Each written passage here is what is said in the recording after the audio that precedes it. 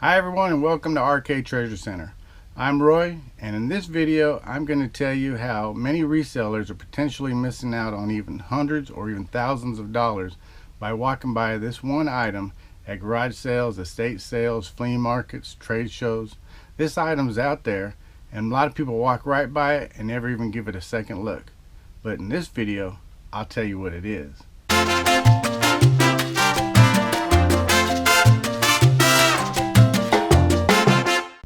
Alright, so I'm going to tell you about this item. I sold 5 of them today for a total of $278. It's an item that's out there and everybody can look for it. To give you an example, have you ever watched that television show, Antiques Roadshow, and you waited for that one moment where that person had brought that item to find out that it was worth thousands of dollars and it was passed down, or they picked it up at a garage sale or flea market for $2? And they were just thrilled to find out that it was worth hundreds or thousands of dollars? Well, let me tell you about what the item is. The item is antique vintage quilts. A lot of people walk by and they may even pick up an old vintage or antique quilt, and they look at it and it looks rough or maybe stained, and maybe it's got some holes or it's ripped, and they don't even think about anything. They put it down and walk by. Well, some of those can be worth hundreds or thousands of dollars. There's one quilt that's known as the Civil War Reconciliation Quilt. It was made by Lucinda Ward Honstan in 1867. It sold at Sotheby's auction in 1991 for $264,000. Imagine walking by a garage sale, a flea market, a thrift store, and see that hanging there and think, well, that's pretty, but maybe it's got damage, maybe it's got stains, maybe it's got rips or tears, and you think, no, it's not worth it, and you walk on. And they were only selling it for maybe $1 or $2. Well, you missed out on a potential lot of money. The first quilt that I sold was this one here. It's got my little mark on it, so I know where it is in bins when I try to go find it. Of course, I can find it in this little eBay shop. But I had all the quilts on auction. I knew they were going to sell for some good money, so they all sold today. This is the first one. It's called the Maple Leaf pattern, and I'll show pictures up here behind me so you can see what they look like out of this package. This one is the Maple Leaf pattern. It was 96 inches by 82 inches. It sold for $27 and the buyer paid the shipping. Okay, this next one here is called the Star pattern, and there's different types of stars. Some of them have more arms than others. This one is like an 8-star arms. There's ones with 5, 6, 7, just more, all the way up to sunburst patterns. The sunburst pattern, especially if they get real large or are more intricate, are worth a lot of money. And a star, the bigger the star and the more intricate it's worth a lot more money.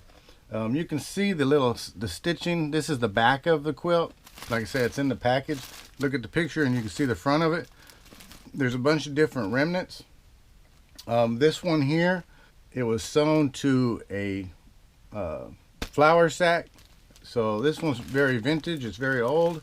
I don't know the exact date of any of these, but I can tell by the stitching and how they are.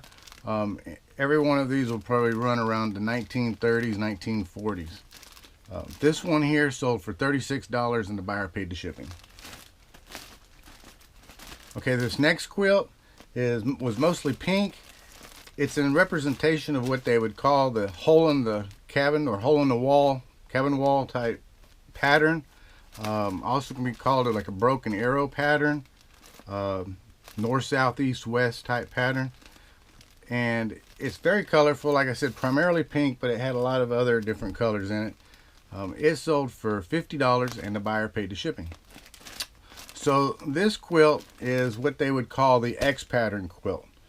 Now there is another pattern which is X's and O's, or hugs and kisses. Well, this one's just the X pattern. If you can find the X's and O's, it's much more valuable. You can, and I don't know how well you can see it through here, but you can see all the little white stitching. It's all hand sewn, and you can tell by the spacing. This quilt right here sold for $70 plus the buyer paid the shipping. All right, and the piece de resistance. This quilt right here, you can see all the different strips, and it's made into what they call the log cabin pattern. The log cabin pattern is a very intricate pattern. There's lots and lots of pieces that create this quilt. This quilt was 83 inches by 83 inches. It has a lot of different patterns and colors and textures in it. Made by all different kinds of fabrics, from probably old dresses, shirts, sheets, who knows what. But this one is definitely a representation of the early 1900s, and it sold for $95, and the buyer paid the shipping. So you can see, if you can think back and you've looked at quilts and you've walked right past them and you didn't really pay attention to them, or you didn't know enough about them, old quilts, hand sewn or hand stitched, are valuable. And the better the pattern, or the more intricate the pattern, the more it's worth. So those are 5 quilts I sold for $278 a day. I put them all on auction. I knew they were going to make some good money. I've sold quilts for over $100. And like I said, there's some out there that's worth even more. Let me show you a couple examples. These are some of the quilts that have sold on eBay over the last 60 days. There's some of them that have sold for $200, $300, $400, $500. There's some that sold for $1,000. But here's a couple of examples, like I said, over the last 60 days of some of the quilts that have just sold for high money. And these are things that resellers are walking by. Potentially you could be walking by, that you could be picking up to resell, and you could be making some money on. Now you may be saying, all right, Roy, I have a quilt, or I've seen them at garage sales or walked past them. How do I know if it's a vintage antique or not? Well, pick it up and look at it. Most vintage antique quilts are going to be made of cotton. In fact, some of them may even be made out of old flour sacks. You've ever heard of flour sack dresses? Well, sometimes there's quilts made out of flour sacks. Also look at the stitching. If it's uniform, real tight, real close together, evenly spaced, and identical, then it was done by a machine. If the stitching is not uniform, it's spaced out, it's got little gaps here and there and everything, well then obviously that was hand stitching.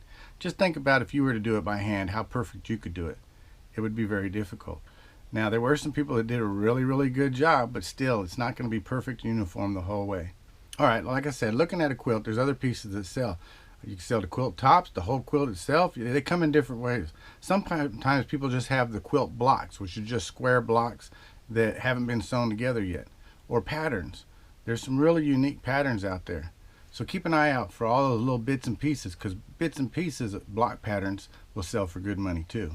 Early colonists used to make quilts piece by piece because they didn't have the money. They made them out of old sheets, they made them out of old shirts, they made them out of old dresses. They just took whatever they had of the blocks and they put together and made quilts. Okay, so one other thing to tell about if a quilt was handmade is look and see if there's a label on it. Modern quilts are going to have labels, what they're made out of, how it was made in China. Old quilters, if you can find one with a date on it that was hand sewn or hand stitched into it, or a person's name, that'll even add value to it, believe it or not. Even though you may have a quilt and it said made by Aunt Betty, that has a unique value to it because you know it was personalized by somebody, or it may have been to somebody. So look out for those, and especially if it's dated. If you can find one that was hand stitched with a date, then you have the exact time when that quilt was made, and that'll tell you more about how much it was made and how much it's worth. Alright, the other thing to look at is patterns in a quilt. Many people find old pieces of quilt. Maybe the quilt was still just the blocks, or maybe it's just the parts and pieces that were made it. Those will add value. Those will sell. People sell block patterns all over on eBay and they make good money. But look at the quilt. Look at the pattern. There's some patterns that people made up, but then there's some patterns that are real prominent. If they can be identified at what type of pattern it is, then that'll add value. One of the good priced patterns was like the one I showed you, that log cabin pattern. That's a good one. Another one is what they call the diamond ring pattern, and I'll show you up here. And that's just all it is like a double diamond ring. It's a ring over a ring over a ring, and that one was popular back in the 18th century. Other patterns you could look at besides the double wedding ring pattern is the honeycomb pattern, which looks like a honeycomb if you look at it just right. There's a plain block pattern, and the plain block pattern is just a square block with just put together. There's ones that have like little rays off of it. It's called the Thomas Crown pattern. That one's a good one if you can find that one. Generally, a Thomas Crown pattern will bring you some money. There's ones that have a square with another square in the middle of it that's turned. It's known as Diamond in the Square or the Garden of Eden. That one will bring a little bit of money. Similar to the one I had, but this one's more prominent, is the hole in the barn door. That one's a good pattern. It's rare, cabin style and hole in the barn door pattern. If you can find those, that'll bring you some good money.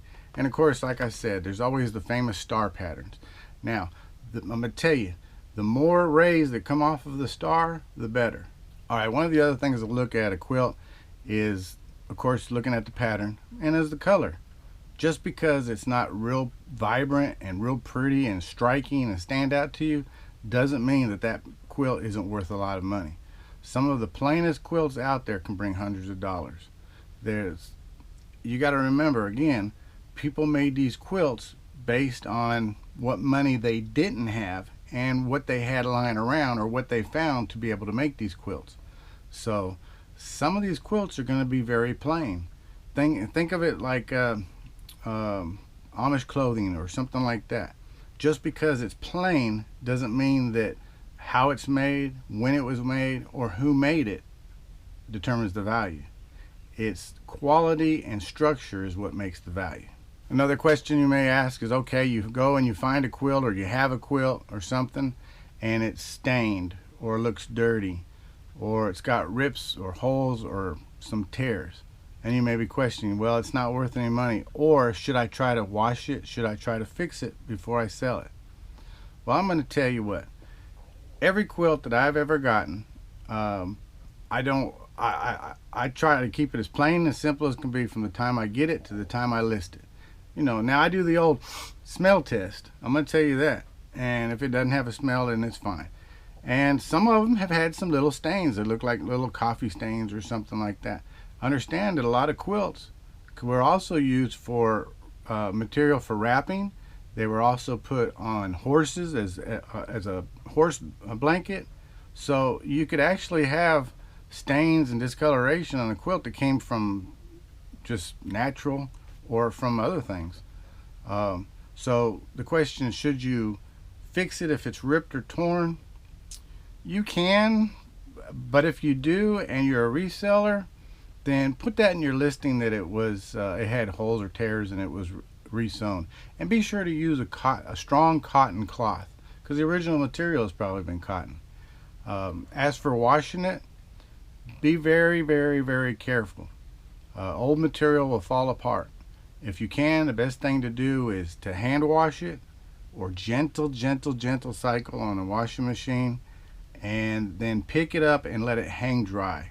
But also be careful about picking it up, because once it's wet, you know, and saturated, remember, a lot of it was all hand stitched. And if you just grab it and pick it up and try to sling it around or throw it in a dryer and it's tumbling around, then it may catch and rip and pull apart. And the worst case is, like I said, then you have a ripped up quilt and batting everywhere. So my suggestion is, give it the old sniff test. If it smells okay, leave it as it is, or hang it outside in a where a little breeze can get to it and let it air out if it's been closed up or wrapped up, and then it'll be fine. But yeah, if you have to, you can wash it. If you need to fix it, if you feel like you need to fix it, I don't recommend it. I've sold quilts that have rips and tears in it. I've taken pictures of the holes and the rips and the tears. I've taken pictures of the stains. I've listed it with those deficiencies, and they sold just fine. Out of those 5 quilt tops that I sold, one of them has a stain on it, or has 2 or 3 stains on it. I took a picture of each stain, and I think it's the one that sold for about $70. So that's not going to depreciate the value much. In fact, sometimes, like I said, that's just part of the history of the quilt. Alright, so to sum up everything that I'm putting together is, be sure when you're out there walking around and you're looking for an item to resell that you stop by and look at the quilts and try to determine the age of it. Or like I said, if you find the little orphan block patterns that are just laying by themselves and they never became a quilt and it's just the pieces of each block, pick it up and look at it. If you can tell that they've been hand sewn, it's worth value. It's something you should try to get for a good price, and you can turn around and make some good money. So I hope you enjoyed this knowledgeable video, and like I said, if you aren't a subscriber and a first-time viewer, then go ahead and subscribe and click that notification bell. And for everyone else out there, be sure to leave a comment and click the little like button so I can put out more videos with knowledgeable information like this. So to everyone out there and all you resellers, remember there's plenty of treasures in the world. Find it, sell it, and profit. Have a great day.